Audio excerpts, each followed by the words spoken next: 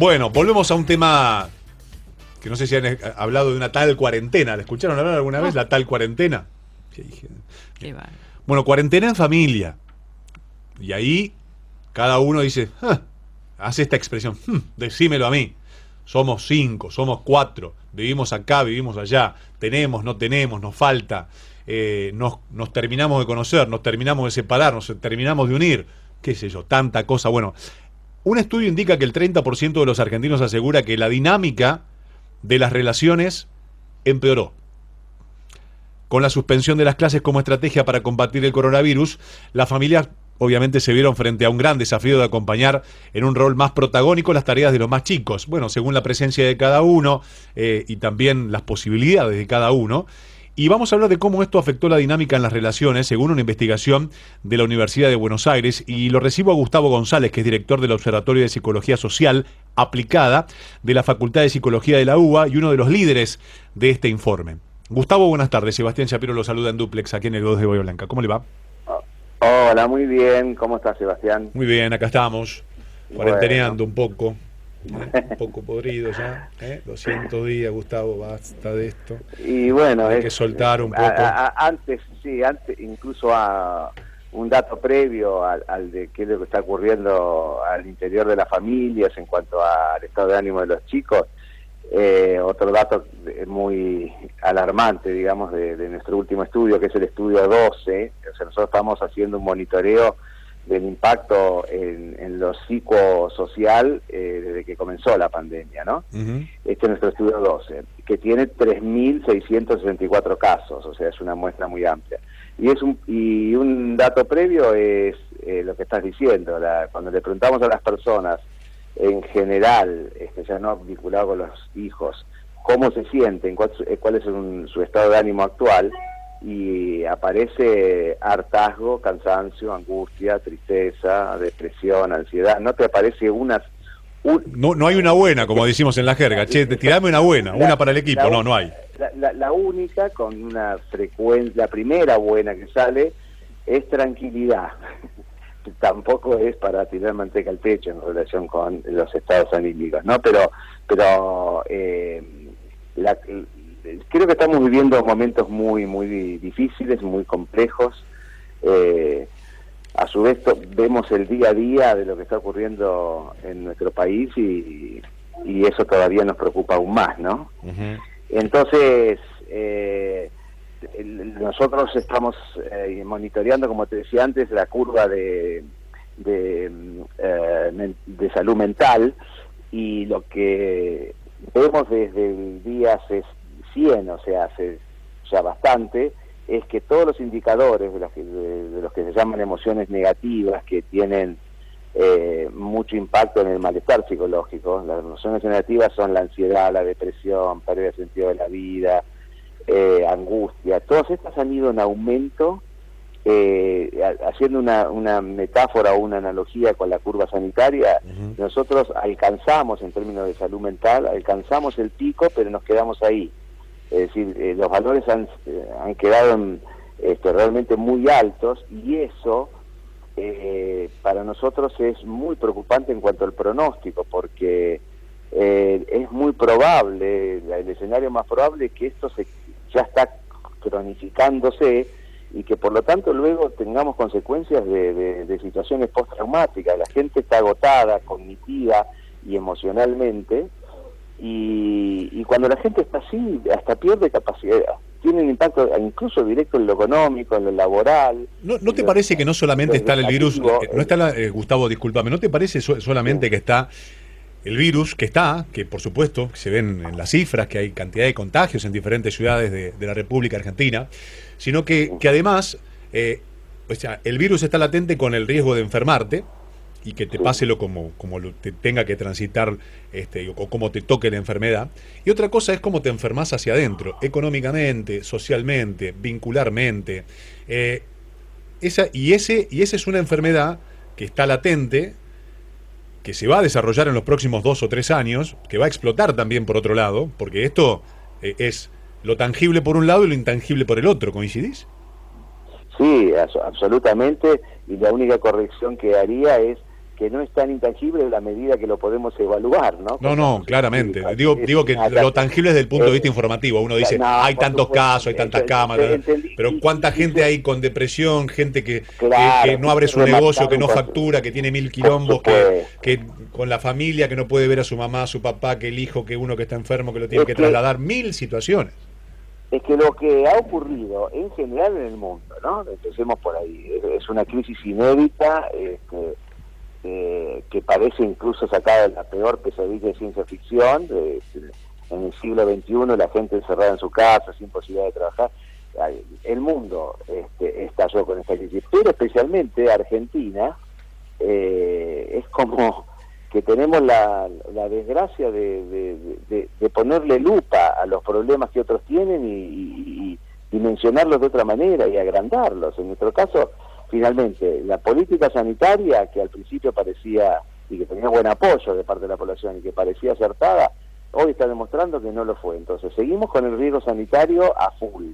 Es decir, y cada vez ascendemos más en el ranking de quien tiene más contagios por número de habitantes, de que tiene más muertes por número de habitantes. Eso es una dimensión, pero lo que yo siempre digo en línea con lo que vos estabas comentando, es que esta crisis tan profunda tiene dimensiones muy diversas en todos los planos de la vida. Es una crisis multidimensional que está afectando no solo el miedo al contagio y a la muerte, nada más ni nada menos que a la muerte, propio de los seres queridos, sino también está afectando a lo laboral, a lo educativo, a lo social, a algo fundamental para el ser humano, para la mente del ser humano, que es la realización de los proyectos de vida. Los proyectos de vida, es como que esta crisis nos hizo poner a todos en stand-by. No tomamos decisiones, no sabemos ni siquiera si vamos a poder irnos de vacaciones dentro de 60 días. Y si no sabemos si vamos a conservar el trabajo, si el salario nos va a alcanzar para lo que no los perdieron. Es una crisis demasiado abarcativa como para que no constituya un estresor. Nosotros llamamos estresores a todos la configuración de estímulos que provocan daño psicológico, ¿no? Y este es un estresor nunca visto, es un estresor enorme. Cercenó cualquier tipo de visión a futuro, y eso es en cualquier campo, sociológico es terrible, porque como vos decís, Gustavo, estamos charlando con Gustavo González, y recién te enganchás, que es director del Observatorio de Psicología Social Aplicada de la Facultad de Buenos Aires, y de Psicología de la UBA, y uno de los líderes de este informe, que habla sobre que el 30% de los argentinos asegura que la dinámica de las relaciones en su familia y en su vida empeoró. Y es terrible porque es una realidad que se está acentuando, pero que lo que uno, o yo por lo menos pienso, no quiero que se quede ahí, que se arraigue, porque la gente aparte está dando muestras de esto. Bueno, tienen que cerrar, y la gente no lo hace. ¿Por qué se pone rebelde? Porque no lo aguanta más. Entonces, la imposición versus la convicción y el sentido natural de supervivencia le va a ganar. Y va a ser... ¿me entendés? Totalmente, porque ahí hay una ecuación mental que todos hacemos, que es, bueno, ¿cuál es el riesgo de contagio? Y el riesgo justamente es una probabilidad que no es tan grande en términos de porcentajes que terminen con un cuadro severo. Fíjate que los promedios mundiales están en el orden de 1% de fallecimientos, y de cuadros severos no superan el 3-4%. Entonces la gente piensa, bueno, ¿cuál es costo-beneficio? La Argentina es el 2,5%. Por eso, pero costo-beneficio, ¿me arriesgo? ¿Cuál es? Que me contagie es una probabilidad. Que no pueda traer el pan a mi familia es una realidad, no es una probabilidad. Eso para los que están necesitados de salir a trabajar. Después están, porque hay que verlo en distintos segmentos, después están los jóvenes, que especialmente los adolescentes, que vos fíjate que es un fenómeno también que se ha reproducido en todos los otros países, no solamente en Argentina, son los que menos acatan las normativas que cada país les da en cuanto al cuidado, ¿no? que menos respetan los protocolos, pero los adolescentes... Y con 41% de pobres, los que estaban Claro. en esa línea de escolaridad endeble, después de esto, ¿volverán a las clases? ¿Se volverán a educar? ¿Cuánta gente va a abandonar sus estudios porque la urgencia económica va a hacer que no los pueda retomar, o que necesite un tiempo para generar una moneda y llevar la comida a su casa antes que estudiar? Algunos seguramente, que serán noticia como siempre, que serán los menos, harán el doble de esfuerzo porque le va a tocar hacerlo, pero muchos no. Esto va a dejar, y más en un país pobre como el nuestro, y digo pobre con tristeza, porque somos pobres.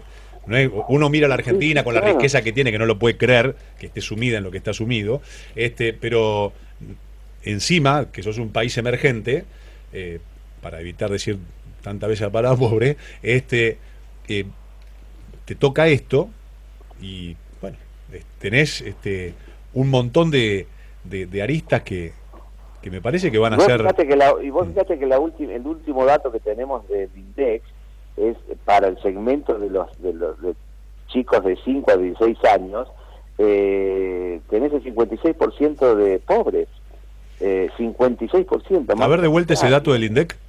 El INDEC, cuando sacó los índices de pobreza, que fueron 40,7, si mal no recuerdo, lo que sí recuerdo, porque me dejó helado, el 50, ya venía con una tendencia que era el 40 y pico, pero ahora llegó los chicos hasta 16 años, casi 6 de cada 10 son pobres, 56%. Entonces vos fijate que en qué situación estamos. Supongamos que mañana sale la vacuna, está todo bien y se podría volver a la nueva normalidad, pero ¿en qué condiciones está Argentina con el 56% de chicos hasta 16 años pobres, y que pasaron todo un año perdiendo en muchos casos la rutina del estudio? Es indudable que el estudio necesita disciplina y rutina, y se ha perdido incluso en los que están en las capas superiores, en los que están en clase media y los que están en media alta. Vos acabas de decir dos palabras que me parece que son el eje de empezar a transitar un camino positivo, que es disciplina y rutina, que se ha perdido y que se viene perdiendo ya hace muchos años. Agregarle valor al esfuerzo, agregarle valor a tener el mérito de ir a hacer las cosas bien y de esforzarse y en ese esfuerzo ver los resultados positivos. Cuando se lo sacás a una generación, ya está, ya no... Pero sí, totalmente. Y cuando además los ejemplos que esa generación está viendo que bajan desde las clases políticas, que son poco creíbles, incoherentes, bastante fuera de foco en cuanto a los problemas, bastante desconectados de nuestra realidad, los políticos pensando en otra cosa. Eso como valores baja la sociedad, y ¿sabés lo que ocurre? Cae el ánimo y cae la moral de la sociedad, porque si a nosotros nos dan ejemplos que son justamente el ejemplo del sacrificio, pero de la superación, del esfuerzo, de la superación de ir por el buen camino para lograr cosas, y de que se está pensando en los problemas de la gente y se elaboran buenos planes de manera conjunta y sin rivalidades, y todos bajan un poco el ego y se aquieta un poco la grieta, y entonces se nos da un horizonte, y cualquier ser humano entonces ahí se motiva. Ahora, si vemos el caos que es, que se pelean unos con otros, incluso hasta del mismo oficialismo, esto baja por algo. Está esta ola de emigración, de gente que está en otra condición económica, por supuesto, pero que no ve esperanzas de futuro para su familia, para sus hijos en este país. Entonces, los modelos que se bajan son modelos de disvalores. ¿Por qué pensás que dirigentes que en sus discursos políticos, no importa el color político, pero me quedan 2 minutos para llegar a las noticias, hablan de la Argentina de pie, pujante, de esa Argentina que es el granero del mundo, que tiene que volver a ser, y después bajan un discurso de disvalor, de villa absoluto, que da asco, de gente que invitan a hacer todo lo contrario porque es el camino. ¿Cuál es la meta? ¿Empobrecer? ¿Embrutecer? ¿Quedarse con todo y que haya un encono tan grande de muchos versus pocos? O sea, ¿me explicas desde el punto de vista sociológico qué pensás de todo esto? Es que a mí me parece que... No sé si fui claro, me parece que sí, ¿no? Sí, fuiste muy claro, la respuesta no es sencilla en menos de un minuto, pero fuiste muy claro.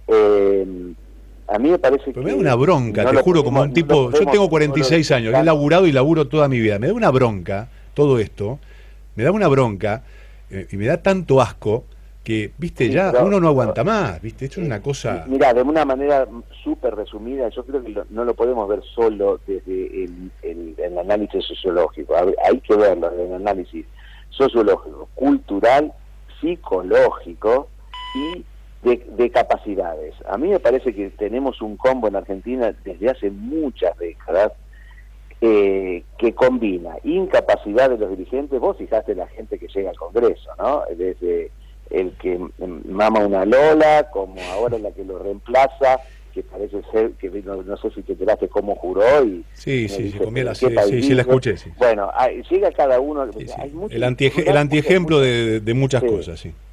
Llega mucha gente incapaz.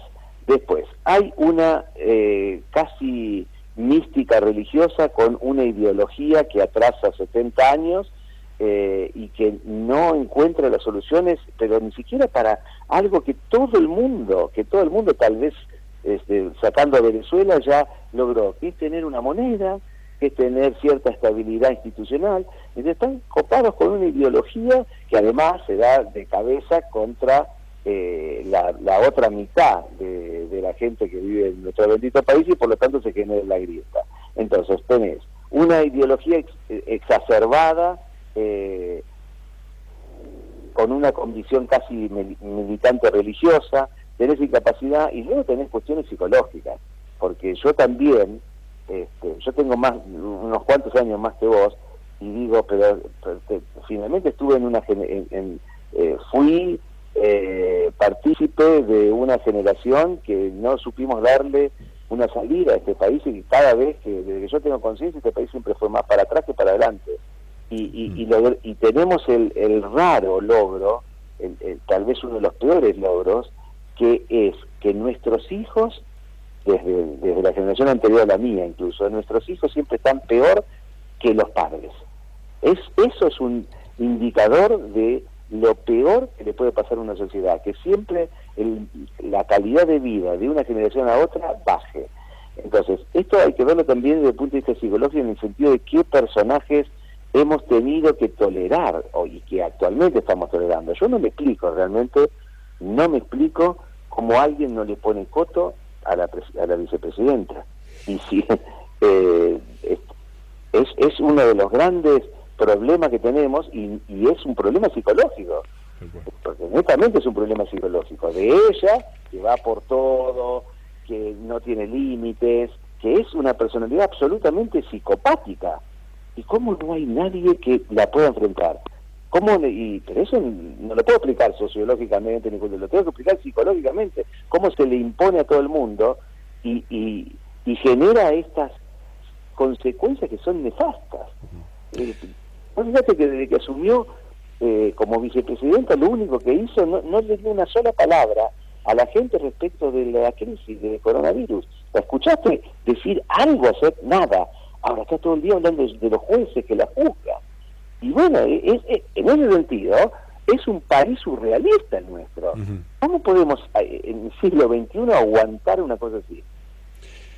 Gustavo, gracias por atenderme, por panorama también, y bueno, y por el estudio que han hecho desde la Universidad de Buenos Aires. Sí, me sacaste mucho del estudio, pero bueno, te dejo con mis opiniones. Hablamos, me parece que no solamente del estudio, hablamos de realidades.